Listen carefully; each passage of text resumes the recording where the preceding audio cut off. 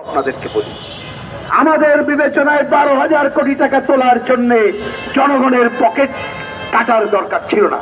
আপনারা শোনেন নাই ভাই, ওই যে দরবেশ বাবা, এস আলম বাবা, কত বাবারা আছে লক্ষ লক্ষ কোটি টাকা লুট করে নিয়ে গেছে, শোনেন নাই?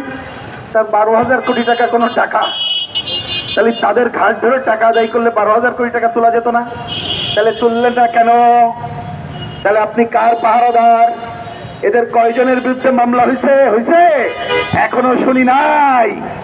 তাইলে জনগণ প্রশ্ন করছে, পাচারের টাকা কেন ফেরত আনেন না, কেন খেলাপিদের উদ্ধার করেন না? তাইলে জনগণের উপরে কর নতুন করে বসাতে হতো না। আচ্ছা, সেটাও বাদ দিলাম। আচ্ছা, আপনার টাকা নাই, একটু জিগাইতেন আমাদের কাছে, আমরা মেলা বুঝি না, বা আমাদের দেশের অর্থনীতিবিদদের কাছে। অর্থনীতিদের কথা কেন বললাম?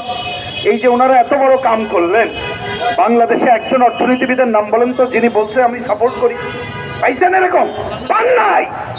বরঞ্চ আমরা বলি বিকল্প ছিল, যদি টাকা না থাকে দুরবস্থায় পড়েন, এই যে বললাম এগুলো আদায় করেন, আর বাংলাদেশে বড় লোক আছে না, তার উপরে ট্যাক্স বসান। আপনি নভেম্বরে যত ওই যে TIN জানেন, ট্যাক্স যারা দেয় তাদের একটা নাম্বার, যারা দিত তারা নাকি এখনো জমা দেয় নাই। তা আপনি এত পারেন, নভেম্বরের পরে ডিসেম্বর, তারপরে জানুয়ারি বাড়াচ্ছেন কেন? সেইটা ঠিকমতো আদায় করছেন না কেন? আপনি কেন বড় লোকের ট্যাক্স বাড়াচ্ছেন না? যদি দুরবস্থায় পড়েন, যারা একাধিক গাড়ি চলে, একাধিক বাড়ি আছে, একটা নির্দিষ্ট অঙ্কের টাকার উপরে টাকা ব্যাংকে আছে, তাহলে স্পেশাল কর ধার্য করতেন। আমরা তখন বুঝতে পারতাম আপনি বড় লোকের উপরে ট্যাক্স ধার্য করে গরিবের কাজ অব্যাহত রেখেছেন।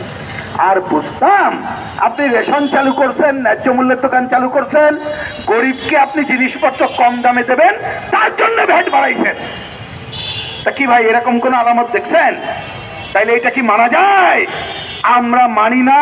এই জন্য এই সরকার আমলে এইখানে বলেছি প্রতিবাদ বিক্ষোভ। তাহলে এই বিক্ষোভ কি ন্যায্য হয়? ন্যায্য।